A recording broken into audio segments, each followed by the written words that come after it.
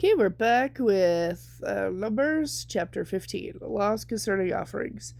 The Lord told Moses to give these instructions to the people of Israel. When you finally settle in the land I'm going to give you, and you want to please the Lord with the burnt offering or any other offering given by fire, the sacrifice must be an animal from your flocks of sheep and goats or from your herds of cattle. When it is not an ordinary burnt offering, a sacrifice to fulfill a vow, a free will offering, or a special sacrifice at any of the annual festivals, whoever brings it must also give to the Lord a grain offering of 2 quarts of choice flour mixed with 1 quart of olive oil. For each lamb offered as a whole burnt offering, you must also present 1 quart of wine for a drink offering. If the sacrifice is a ram, give 3 quarts of choice flour mixed with 2.5 pints of olive oil, and give 2.5 pints of wine for a drink offering. This sacrifice will be very pleasing to the Lord. When you present a young bull as a burnt offering or a sacrifice in fulfillment for a special vow or as a peace offering to the Lord, then the grain offering accompanying it must include 5 quarts of choice flour mixed with 2 quarts of olive oil, plus 2 quarts of wine for a drink offering. This will be an offering made by fire, very pleasing to the Lord. These are the instructions for what I accompany each sacrificed bull, ram, lamb, or young goat.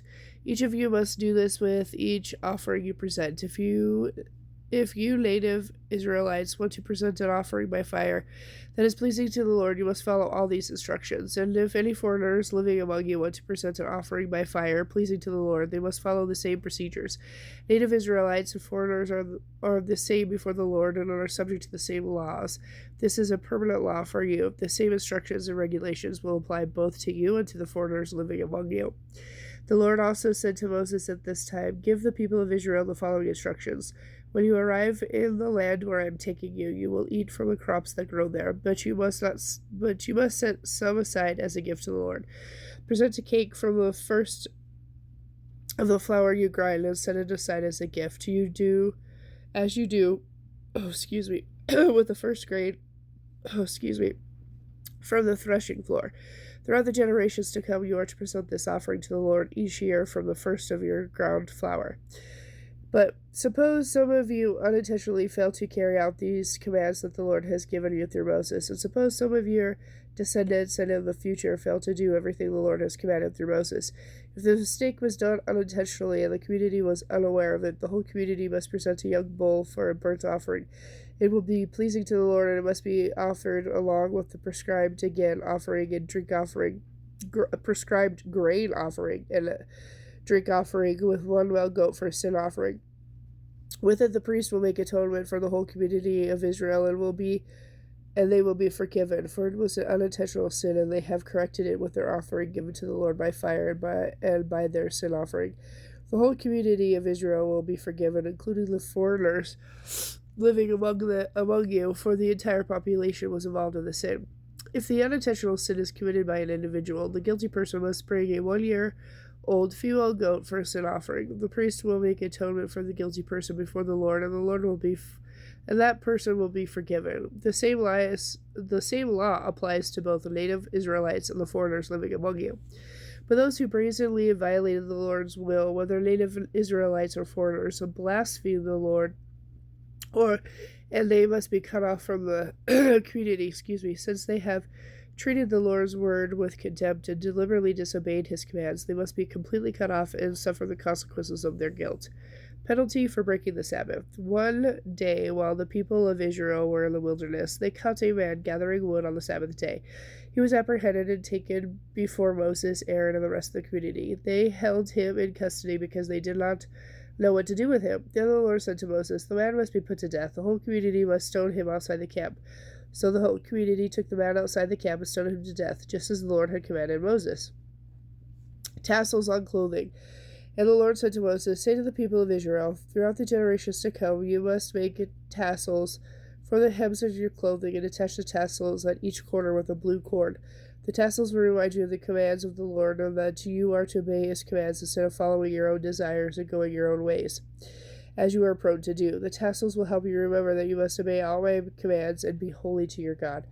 I am the Lord, your God.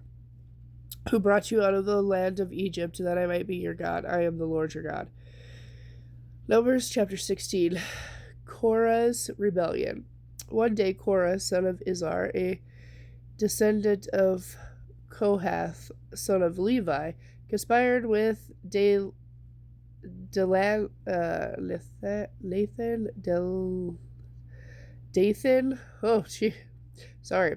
and Abiram, the sons of Elab, and On, son of Peleth, some of the tribe of Reuben. They, incited a rebellion against Moses, involving 250 other prominent leaders, all members of the assembly. They went to Moses and Aaron and said, "You have gone too far. Everyone in Israel has been set apart by the Lord, and he is with all of us. What right do you have to act as though you are greater than anyone else among all these people of the Lord?" When Moses heard what they were saying, he threw himself down with his face to the ground. Then he said to Korah and his followers, "Tomorrow morning the Lord will show us who belongs to him and who is holy. The Lord will allow those who are chosen to enter his holy presence. You, Korah, and all your followers must do this. Take incense burners and burn incense to them tomorrow before the Lord. Then we will see whom the Lord chooses as his holy one. You Levites are the ones who have gone too far." Then Moses spoke again to Korah, "Now listen, you Levites, does it seem a small thing to you that the God of Israel has chosen you from among all the people of Israel to be near him as you serve in the Lord's tabernacle and stand before the people to minister to them? He has given this special ministry only to you and you fellow Levites, but now you are demanding the priesthood as well. The one you are really revolting against is the Lord. And who is Aaron that you are complaining about him?" Then Moses summoned Dathan and Abiram, the son of Elab, but they replied, "We refuse to come. Isn't it enough that you brought us out of Egypt, a land flowing with milk and honey, to kill us here in this wilderness, and that you now trust us with your subjects, and that you now treat us like your subjects? What's more, you haven't brought us into the land flowing with milk and honey, or given us an inheritance of fields and vineyards. Are you trying to fool us? We will not come." Then Moses became very angry and said to the Lord, "Do not accept their offerings. I have not taken so much as a donkey from them, and I have never hurt a single one of them." And Moses said to Korah, "Come here tomorrow and present yourself before the Lord with all your followers. Aaron will also be here. Be sure that each of your 250 followers brings an incense burner with incense on it, and you can present them to the Lord. Aaron will also bring his incense burner."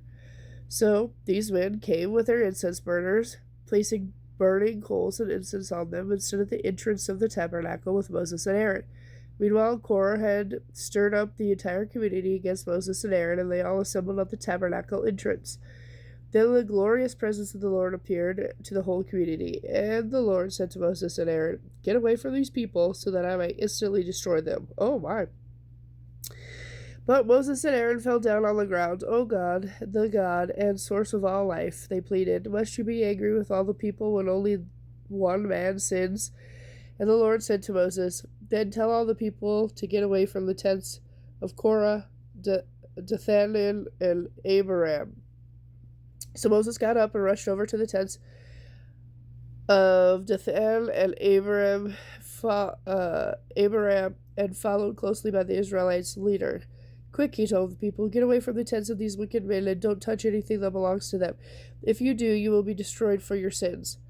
So all the people stood back from the tents of Korah, Dathan, and Abiram.